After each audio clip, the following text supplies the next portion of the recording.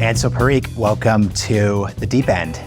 Hey, Marshall. Thanks for having me. Super excited to have this conversation with you. Yeah, so many different places I want to go today, but let's just start with the most basic. We'd love for you to introduce yourself and then obviously get into like what your company Finch does. Sure. Yeah, I'm Ansel Parikh. I'm one of the co-founders, COO of a company called Finch. And what we do is we are the unified API for employment data. And so that means that we kind of sit on top of different sources of truth for employment data, which could be a payroll system, an HR system, eventually benefit systems. And we are enabling innovative applications, maybe a 401k provider to your local collaboration software to be able to gather information from employers around their entire workforce to make sure that they're delivering the right services and also ensuring that the right people are getting access to the right parts of that service. And so it's a really specific, odd set of challenges that we have to deal with, but it's actually much bigger than anything that we could have ever expected. Yeah, so that's really great. We love kind of diving into the idea maze with founder types. So let's start with just kind of explaining what this space looks like. Because this is just like when we go into your website, like reading some of the posts about like your various raises. Congratulations, obviously. Thank you. This is just not the type of company which I could see myself waking up and being like, okay, yeah, that's the problem. That's the thing. So like walk us through that. Yeah. So maybe it's like, I'll take you back a little bit further because I love to pretend that Jeremy, my co-founder and CEO, and I were, born to do this, but like many people, it's a long, winding journey. And so actually, it really started in OnDeck. I'm dating myself here, where we were from OnDeck too. And actually, Jeremy and I were both quit our jobs with ideas. I won't even call them businesses. And we were doing our things separately. And ultimately, both shuttered our business at the same time and joined OnDeck at kind of that early stage of that entire community. And it was really exciting because it was also in person. And that was something that was pretty unique at that time too. And so we both loved infrastructure. We loved really challenging problems that are more related to the plumbing of like, how do you get information from one place to another that is maybe located in legacy disparate systems. And so it kind of started this like 9-month journey, and we kind of iterated through about 5 or 6 different ideas, products. We actually like launched something and sold it, but ultimately kind of where the genesis for Finch kind of started to really pick up was it's kind of born into failure, right? And so kind of like a Phoenix type of scenario where we were building a platform at the beginning of COVID, before it started, around embedded lending. Our thought process was, hey, if you want to launch a lending product, it's super complex. There's a lot of compliance, and if done right, you can actually unlock a whole ton of value for different types of users and customers. And so maybe the like end goal would be something like, hey, Airbnb can launch a home renovation loan, right, to their hosts. You can fix your home up. You can charge more on Airbnb. Airbnb collects that money back via the payments rails. That was like kind of we could do this. And COVID hit, and every lending partner was like, stop, we're not doing anything here. And we kind of hit that crossroads of, okay, do we want to continue working on something that we don't know if anyone will make a loan for the next 2 years, or do we figure out something else we should do? And we had a lending partner that also lended to small businesses, specifically come to us and said, hey, there's this thing called the Paycheck Protection Program, really essential for businesses that were really getting negatively impacted by the pandemic, to be able to just keep people on payroll, which I think was a really important but also like emergency program. And so the biggest challenge is for a lender is that in order to get money back from the government, you have to confirm how much to lend someone based off of their actual payroll. And so they came to us and said, hey, we know you all are infrastructure nerds, like, can you help us get access to employment data from payroll systems so we can make these loans? Of course, we're like, yeah, totally, easy, no problem. Newsflash, it was not easy. We like started looking into it and realized it's so much more complicated. There's actually like 6,000 different types of payroll systems in the US alone. And so kind of started this like deep, dark journey down this rabbit hole. And I think for us, we were just like, hey, this is an immediate pain point. Funny thing is when we finally got something built, the Paycheck Protection Program was pretty much over. And so we had enough kind of interesting feedback from other people just kind of hearing about what we did and said, hey, if you can do this and this, like I'd pay money for it. And so I think it just started that iteration cycle. But frankly, I won't pretend there was like a thesis. It was more just, hey, this is hard to get information. Hopefully there's a use case for it that isn't just a short-term government program, and ended up just kind of snowballing as we started to see that once you unlock access to specific information, new use cases pop up just because there's always people that are looking to innovate or just try new ideas. And if you lower the barriers to entry, you create a whole new wave of people that can actually get things done and drive value to end customers. I really appreciate how honest that answer was, in the sense of there's no thesis, there's no, here was January, and then there was November, and here was the plan. You were just confronted with some very specific problems and different dynamics. So I want to kind of go back a little earlier in your story. I'm fascinated by your initial idea, just in the sense of like, hey, like lenders, Airbnb, like that's a great pitch. That's very coherent. You hit pause, obviously, because of the pandemic, but I think it's easy to say within a year, maybe that business was viable. How did you think through the idea of like, hey, do we gamble on the world getting back to normal, let's say in 6 months, a year from now, versus going on to a next thing? Like, walk us through that thinking. Yeah, that's, I mean, okay, so realistically, we were also just running out of money. Jeremy was like, hey, I might need to like move into my parents' place. And so we were just like very adamant on like, okay, we got to figure out something. And I think the other piece is it's less about, because you can't time the market. We don't know when things, I mean, this was like March 2020. Like we were just like, oh, world's going to end. I was living in San Francisco and like everything was closed. And so we just had zero visibility. There wasn't much of a bet we could make there, but rather I think what we looked at, and it actually, we ended up like tabling Finch for a bit, coming back to it when we got into YC, we hard pivoted in a week. And so maybe I'll talk about specifically, like, how did we then like get conviction to come back to Finch, and like what were the things that were important? I think this is something that it's hard to like engineer or pre-engineer. You kind of have to just go through a lot of iteration. And so for us, the way we kind of thought about it was we had a bunch of ideas. We were saying we had a previous business that we got into YC with, which was frankly horrible. At one point, we were trying to sell to fortune tellers and astrologers. So like that's a whole different segment, and good learning to know when you just, even if it's a good business, not something that if you don't want to do it for 10 years, like you shouldn't do it. You only have one life. And so we took a step back and said, okay, we need to change our idea. We have a bunch of things that we've done in the past. What are we like uniquely good at? You want to look for that slight asymmetry in terms of like idea. And ultimately it came down to like that founder like product fit, right? And so for us, the reason we came back to Finch was one from my co-founder, Jeremy. His background is engineering and then moved into product, but he worked at a company called Smart Car that was APR infrastructure on top of connected vehicles. And so a lot of the challenges around building that architecture, understanding all of the weird edge cases that happen, were directly transferable to this kind of employment data ecosystem. And then for me, I'll say more tangentially, we just had a lot. I was an investor at Bond and Kleiner Perkins before, and I spent a lot of time on like some of our fintech and infrastructure investments. And there's a lot of just learnings on how to kind of approach hey, there's a huge wide open set of use cases. Like, how do you start to figure out who's the right person to talk to? And so I just like smiled and dialed. I think at one point we were doing like 250 calls a quarter.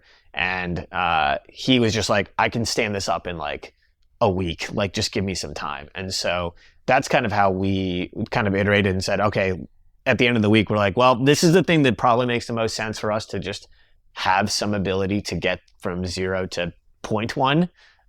And so we were able to build a product in about a month and had our first customer in August. So July, about like 3 weeks into YC, we're like, this is a terrible idea. Let's switch to Finch.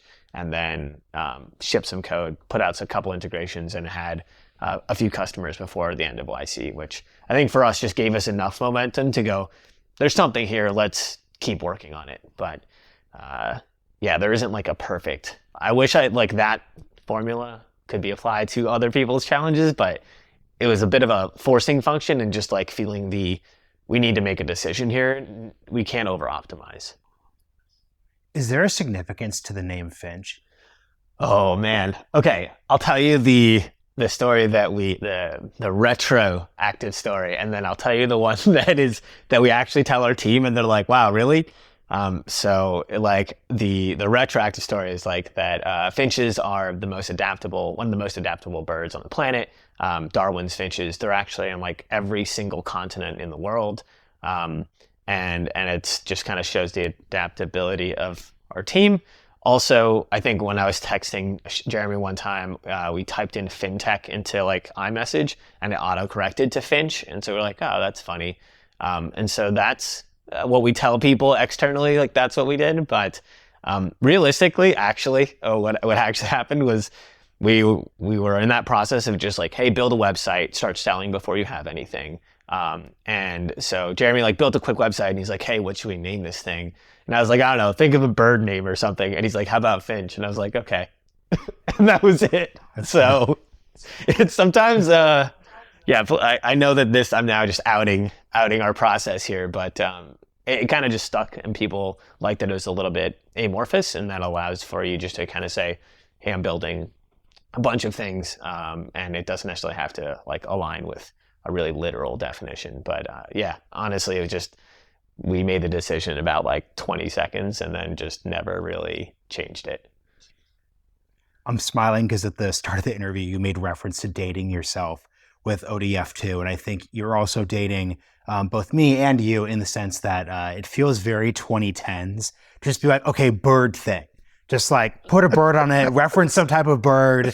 There's 40 or 50 different options there. So that's really key. And once again, also appreciate the story you're like externally telling versus like the messy way this actually comes about. Okay, so another thing that's just really interesting with your opening story is you see this initial pain point of the paycheck protection program. If you're an employer, like you deeply just need to know like how many people, like how much you're getting from the government, from a bank, like this, and that. When you're zooming out after that program ended, though, what different pain points that are more long-standing, less of the moment, were you seeing employers, systems, et cetera, kind of seeing? Yeah, I think if you go more broader to like employment and really like employment data, and I think, like you said, you don't like immediately wake up every day thinking like, this is the type of problem I want to solve. But I think we've just kind of very quickly like fallen in love with it just because it, at the end of the day, it like impacts like every working person. And I think right now, like the broader challenge that we're trying to solve, and I think it was really kind of highlighted during like COVID pandemic, all these government programs, is that we still kind of look as a whole at employees and workforces as like blue collar, white collar, right? Hourly, salaried, and there's a lot more granularity that needs to be like defined across the entire swath of the human workforce, especially since now it's changing so dramatically. Right now, there's the remote, hybrid, all of that component favors different groups of people, different types of work, and that there's a lot more complexity outside of even just the payment side of things. And that's why we kind of zoom it out as employment data, is that you start to look at different types of companies and jobs have equity as a component. Others have like a large chunk of their things around benefits and unique plans.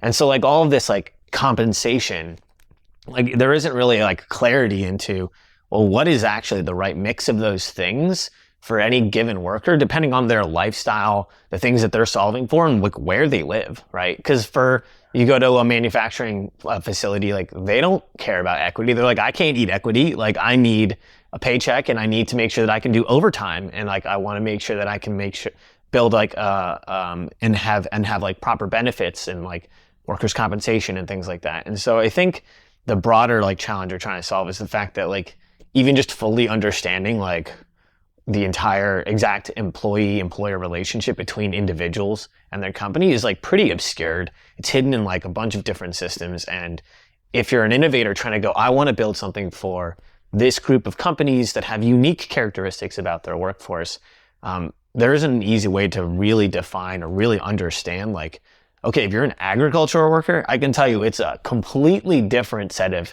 compensation, but also just the way that it's structured and the incentives that an employer has versus an employee. Those things are just not transparent at all. And it's really challenging to go, how do I build something that eventually is specifically relevant for these people in this organization? And I think that's really where we want to go, and that we can't keep doing blue collar, white collar. That's just like such it doesn't make sense in terms of making eventually policy changes like to like major things that impact entire like local economies without having that like more real-time understanding of the entire scope of the employee life cycle at a company. And I think that's kind of where we saw COVID happening. It's just like data that is 3 months old is being used to make decisions, and they're all survey data. It's not even like actual representations of individuals in real time when they're actually seeing the impact. And I think that's something that we want to at least help unlock, because I think there's a ton more innovation that's going to happen in this space over the next 10 years. But like, you need the raw materials, and right now we don't really have that. It's like you have to build an entire mining facility just to get a piece of the ore, when you really should have something that's more of a refinery that you can then just go and process what you need. Yeah, a couple of questions come out of that. So without trying to force you into, let's just say like overly heads in the cloud, here's the future of this, like talk about the next 10 years, right? Like what's like the direction, what direction do you see things moving that's directing how you're actually building the company?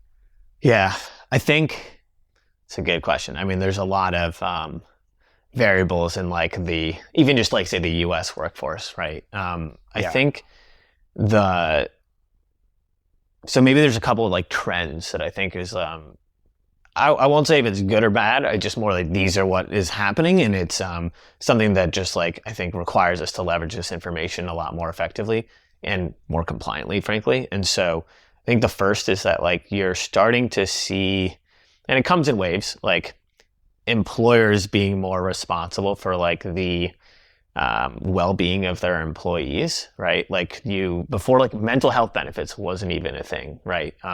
But even just like the fact that we still have a system that's like employer-based health insurance, that you really start your nest egg at a 401k, which is then built into your employment. And there's a lot of these government programs, like for instance, 401k contributions like has increased. They've like allowed it to be, I think, $10,000 more per year.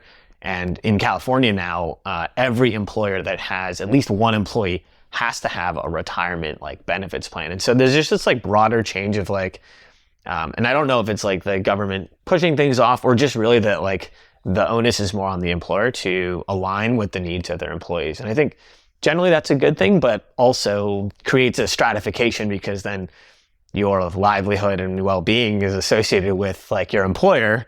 And depending on how your employer feels about their workforce, it can be dramatically different. And I think that's a challenge. And that's why we really think the data understanding of like, well, what is the actual differences between people that work in these types of companies versus others? Is there access to certain things better or not? And does that align with like their needs, especially if they are maybe looking for something more stable and have a family versus someone that is a 20-something tech, like, you know, high risk person that's like, I want it all in equity and like benefits don't matter because I don't leave my apartment. And like, and so I think that's one piece in terms of just like where things are going. And I think once you have that connected and you're able to kind of see and understand those dynamics and that relationship in real time, I think the next phase is like, how do you remove the programmatic component of having it be all these changes being done within those archaic systems where it's like siloed, and how do you have it so that the innovator that unlocked that insight can go, all right, I'm going to make a change that properly optimizes this relationship. And so that's kind of like our whole thing, and still like workshopping it in terms of like really getting it to be solidified, but is like making the future of like employment both connected and like programmable. And I think that's where you start to then have the ability to layer on analytics and understanding and insights and actually act on them. And that's where the iteration cycle and the ability to make change in kind of pockets of innovation or pockets of the workforce is going to be accelerated, because now you've removed the barrier not only to understand that workforce, but then to actually go, let me suggest and enable changes that maybe improve your utilization of this benefit, because you just had a kid, and like, how do we make it so that it's more fluid and more dynamic and more relevant to each person? Because right now everything's like, hey, we did a survey and we think this benefit will work, and then no one uses it or no one even knows about it. And then you're like, well, what is the point of all this? It's not quite actually helping the people that it was designed to do so. And I think that's been like an interesting broader trend of employers getting more ownership or really just like responsibility for their employees, but also making sure that anything that's built around it can actually, maximize that in a way that's relevant for everyone. You're the perfect one to ask this question. I'm obsessed with the just zero interest rate phenomenon discourse. And when you're talking about how, employers, like they have expectations, maybe they offer like mental health benefits, like all these different dynamics, to what degree do you think the employer-employee relationship, especially in tech, right? Because this is an on-deck podcast, We're really talking about folks in tech. How much do you think that like late stage 2010s, like immediate post-COVID discussion around like employers, like expectations, like going in both directions was very much like part of that, and what we could have moving forward is something different? Like, how are you thinking about that as someone who's like thinking about that type of question a lot at a literal level? Yeah, it's hard because like when you have a ton of money, and your competitors are hiring a ton of people, your incentives then do that. And then there's this like shift towards, okay, what are the things, because it's like also an economic thing. It's like, what do I do not just to get people, but then like keep them? Because that's really like, at the end of the day, like retaining great talent is way more like, it's better ROI for the organization, but also it's like, it's better for the people because they're like being taken care of. And I think that was a good wake up. I think the last couple of years at least have identified like, they've raised the bar, right? I think that's the good thing, is that there is a portion of the bar that got raised as part of this whole like talent war, you want to call it, between large companies, and that they're like, we have to do better for certain pieces. So that's where you kind of see that like financial wellness benefits, mental health benefits, it's like becoming a staple. And in a lot of cases, it's like getting pushed into medical plans as a whole, which is even better. But there is also this like, the pendulum swings the other way. I think there's a lot of the things around like the nice to have things, and also just, like offices, people are still kind of in that phase of like, do I need this? And even if I have it, like, am I going to show the amenities necessary? Because a lot of it was just kind of superfluous and like more of an advertising, like, look how great it is to work here, even if people don't actually use those things. And so I think there's some rationalization that is happening that's healthy.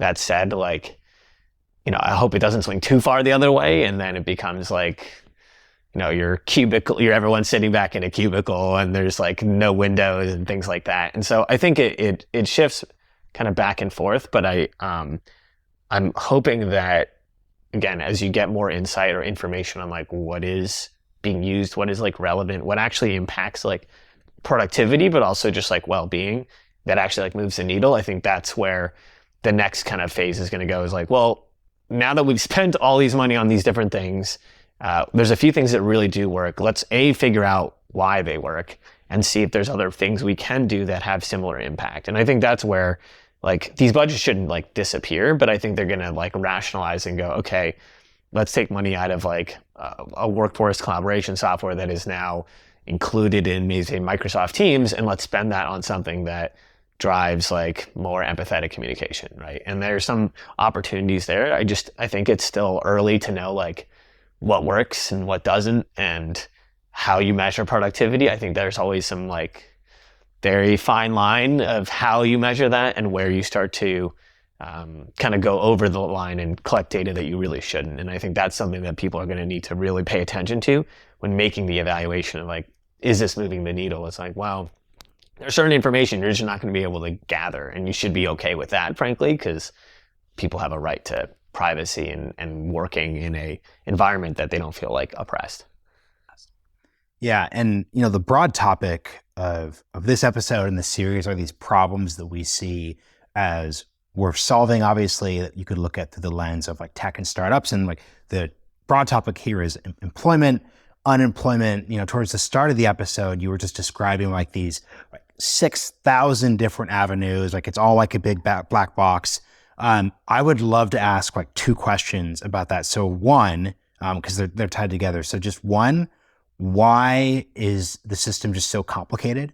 Right. And when I say systems, there's like a couple different systems. Yep. And I think a way then of articulating the following question would be, why then, given that state of complication that you'll explain, is this the time for a company like Finch? Like, was this something we could have done like in 2008? Could we have done this in 2012, like 2013? This, or that? Would love to hear both of your thoughts on those. Yeah, that's a great question. And especially that first one around like, why are these systems so complicated? And so there's like maybe two layers. I'll put three. So like the first is that just the base layer of US tax system is a nightmare, right? It's not even like, oh yeah, different states have different taxes and like different structures. But then on top of that, like if you live in the city of Philadelphia, you have a specific tax. I think it was in Massachusetts, we found that there was a WTF tax. And we're like, wait, literally this is on someone's paycheck? And it's like worker trade fund or something like that. So it's actually like a proper thing, but literally every county, I think there's about 26,000 different like tax codes and changes every year. And so it's really hard to like maintain and understand that. And so that just like automatically creates just if you're hiring people across the country, you're already going to have like a lot more complexity calculating this by hand, especially since it updates all the time and different counties say, oh yeah, we made this change this year and it doesn't apply to this year. And that's like a huge level of complexity. I think the second layer is that like, then you look at like the different types of workers and like the rules within those states on how they have to get taxed. And again, like construction is different than agriculture, that is different than retail, it's different than your like salaried worker. And so there's like a lot more complexity in how people get paid and how that data has to be collected and how long it has to be stored, because you have to keep this information as an employer anywhere between like 2 to 6 years, just like by law. And so there's just like heavy compliance, and it's for good reason, right? Like you want to make sure IRS is like, we want to make sure we're collecting everything, but B, like you want to protect workers and making sure that they're getting what they're owed and that they're following the right procedures and regulations. And the final piece is that because it's so complex, like oftentimes these are like localized businesses, right? Because it's hard to roll out like a national product when you have tons and tons of different taxes and different regimes. And so oftentimes back in the day, it was like literally a mom and pop shop that would go in and just like run your payroll, paper and pen.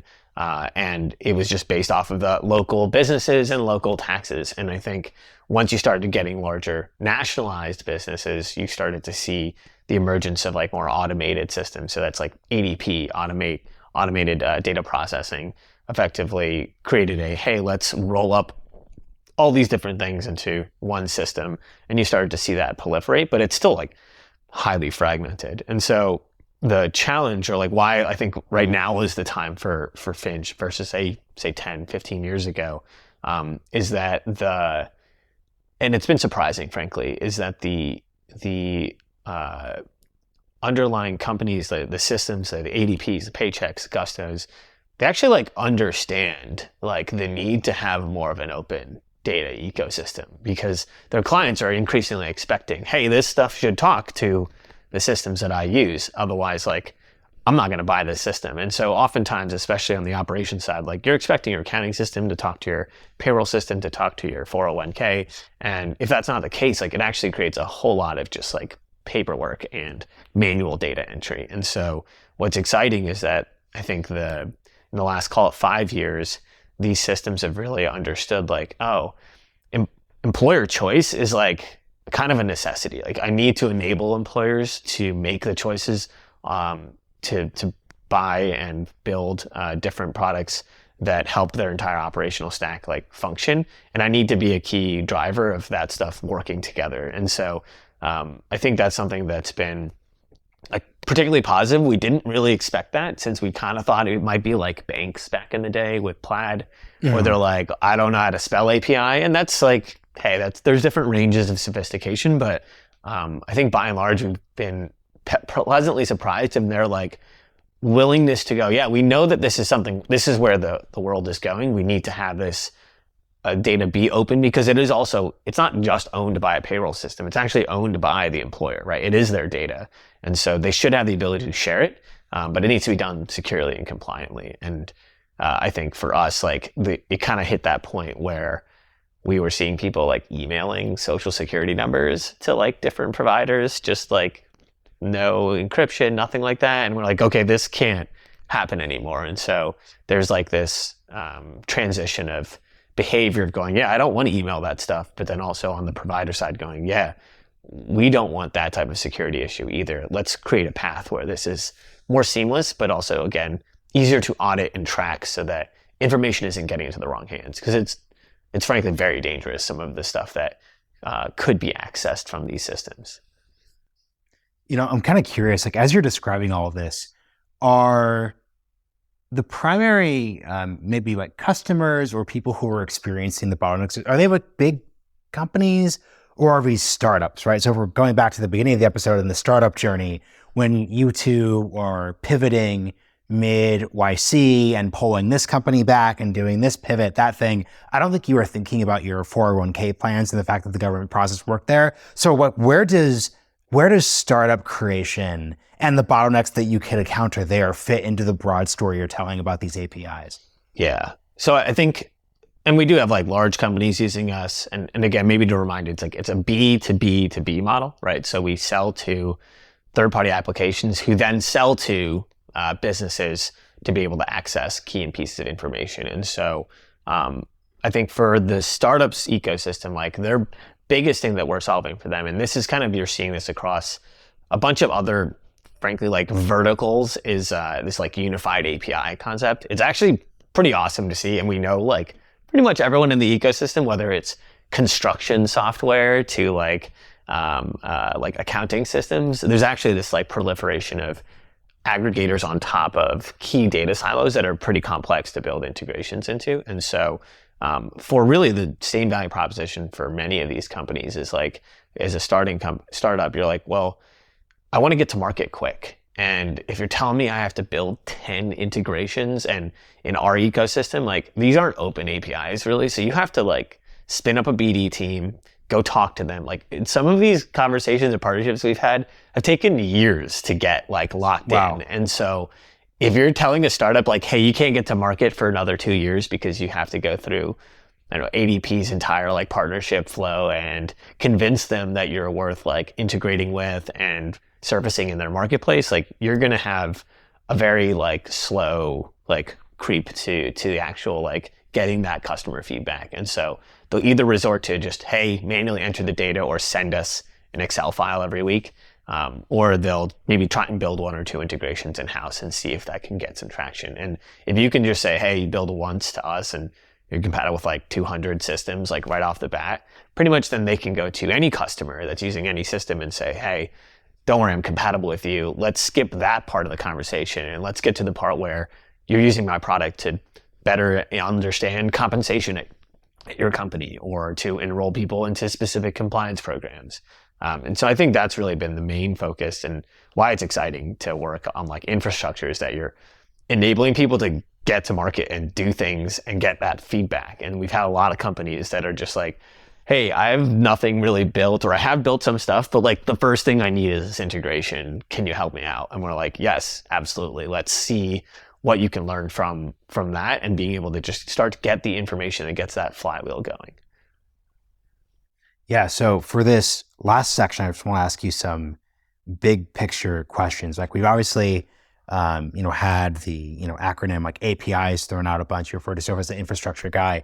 Can you just like take a step back and just really key the audience in to this topic? I maybe could have asked you this at the start of the episode, just because it's interesting that as you're describing these processes, you could kind of see and extrapolate what you're describing in basically anything. So just talk about that. Would love to hear, kind of what makes you think of yourself like as an infrastructure guy before you even got to this.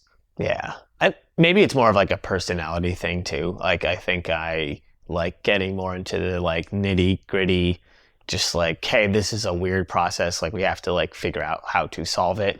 And it's not necessarily the things that are like sexy or up front and center, just because like at the end of the day, if that doesn't work, nothing else does. And I think there's something about the unsexy nature of it that I really like, but also just the fact that like it's like mission critical, right? I will say like it's a double-edged sword, right? When you're building something that's mission critical, it means that like there isn't like a situation where they're like, oh, this is nice to have, and then like you're gone. It's like, no, I will build to you because this is something that enables this entire set of products.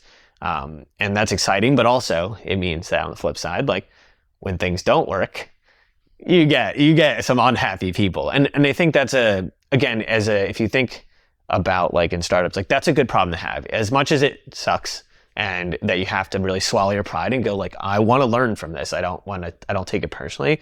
It is like, if your customers are like, that means they care, right? And that's really important when you are building something, is like the people really care. And when it doesn't work, they're like, you need to fix this now, because that means that A, you're solving a burning problem, but B, that they are engaged and they are using it because they are monitoring to make sure that this is working as expected. And I think that's something where I really like that about infrastructure. And it's something that also allows me to less focus on the, hey, what is the bet I'm making on how this data is being used? And rather going, let's focus on like how to get it and put it into a place where people can use it. And I think it's just like a supportive thing, right? Where you're saying, I'm going to hold up all these other companies that want to build things quickly, but I like to focus on the, how do we make sure that they can move faster versus trying to get to the application layer. At least for what I like, the types of problems I like solving, like I like the, working with builders, right? And you're building for builders, and you're thinking about like, what are the challenges you're going to face as you hit certain scale? How do we reduce that risk for you? Because ultimately you should be really good at selling your product, differentiating, marketing. You shouldn't have to worry about literally rebuilding the same infrastructure that isn't really a differentiator over time across these different like data structures. And so I think that's like more of like, personally, I like being behind the scenes, just like cranking on things, but being like a core piece of what makes other people successful. And I think that's been a really interesting, like very rewarding thing, especially when you find people that are building something completely new you've never heard of. And you're like, wait, you need us for that? Like, okay, I will just sit down, tell me more. I want to understand this because this is fascinating. And I would never have thought of it myself. Yeah. So let's end where we began. I'm happy that you were an ODF2 alumnus, just because ODF is now like back in person. It's in SF. So like actually, as opposed to basically the past like 2+ years, like I think new participants are going to have an experience that's like closer to the one that you actually experienced. Oh, yeah. So it's good to see that kind of sandwiched in there. What would just be your advice for people who are listening who are either like thinking about ODF or are going into ODF and kind of find themselves in your position, as in like, oh, I've got like a couple ideas, trying to find my next thing. Like, how did you connect with your co-founder? Like, how should people think about that broad? Because I think it's, whenever I hear people in that space, it's both exciting, but it's also scary because, as you two found out, there is actually a deadline.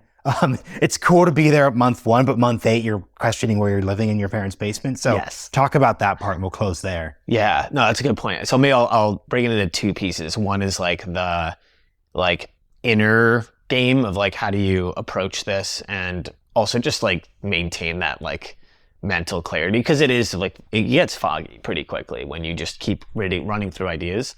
And then the other piece is how do you like set yourself up with the right person? Because I think, again, half the journey, and I think when I think about like the time and whatever money spent on deck, it's like best investment I've ever made in my life, right? Like found my co-founder and we were able to actually stick with it through a long period of time and build something together and having a stellar, amazing team. And so maybe first on the inner game side of things, I think the biggest thing to do is to fail as quickly as possible. I know they say this all the time, but like you kind of have to climb that Dunning-Kruger effect where you're like super excited about a new idea and then like you get super sad because you realize how little you don't know.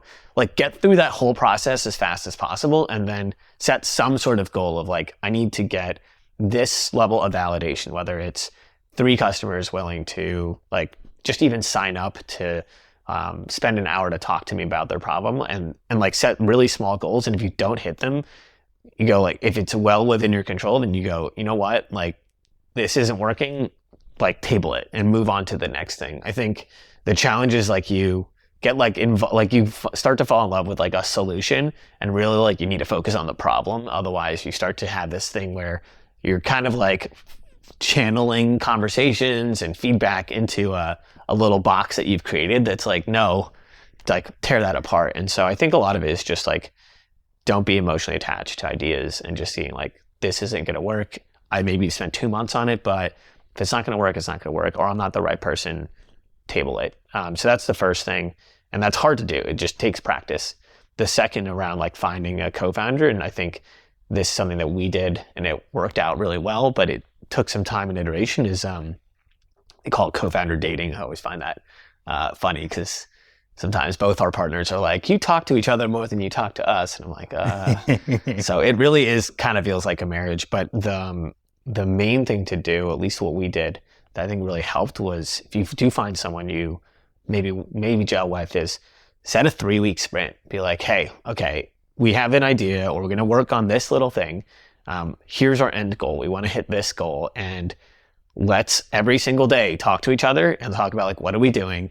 And then throughout that process, every week, try and find some other group that's in a similar stage and be accountability buddies. Like, I think that dramatically helped us not feel like we're just in an echo chamber, but you get that encouragement from others. And I think that's like a biggest part about On Deck that really accelerated for us, was that community is super. I mean, I still talk to people in current On Deck things, because I think that it compounds, and it's really helpful for my like supporting yourself and helping you think through problems and giving you that real feedback. So it's like, set that goal that's like 3 weeks out. We're in a like hard goal here. And then every week check in with another team that's doing the exact same thing and say, hey, I mean, not to quote Elon Musk, because I'm not a huge fan of that whole situation, but like, what did you do last week? Right. And that's actually like a really good thing to just force accountability and go, well, if we didn't do the things we said we needed to do, or those things change, like, let's do a quick like review of that and then plan the next week out. I think that's been just like adding structure. I think that's the hardest part about this whole thing. On Deck is only, unfortunately, what is it? Maybe 10 weeks. Like if it was like 6 months, that'd be amazing, because that actually is usually how long it takes to get through this whole maze. But it is like the best place to start with it, because then you at least have a group of people that are on that same path as you. Yeah, I think that is a great way to live it. And so I really appreciate it. I think both ends of how you're both telling the story, but how you're having to actually internalize how a story comes about. So I think your ability to reconcile the two of those over a podcast recording is genuinely admirable.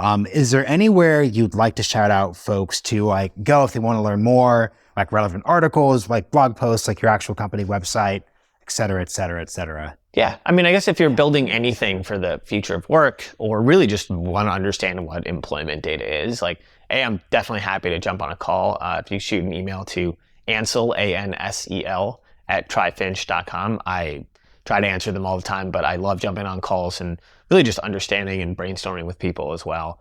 And then also, if you're interested in just signing up for API keys or just reading through some white papers, tryfinch.com, tryfinch.com is the place to go. Excellent. Thank you for joining me on The Deep End. Awesome. Well, thank you so much, Marshall.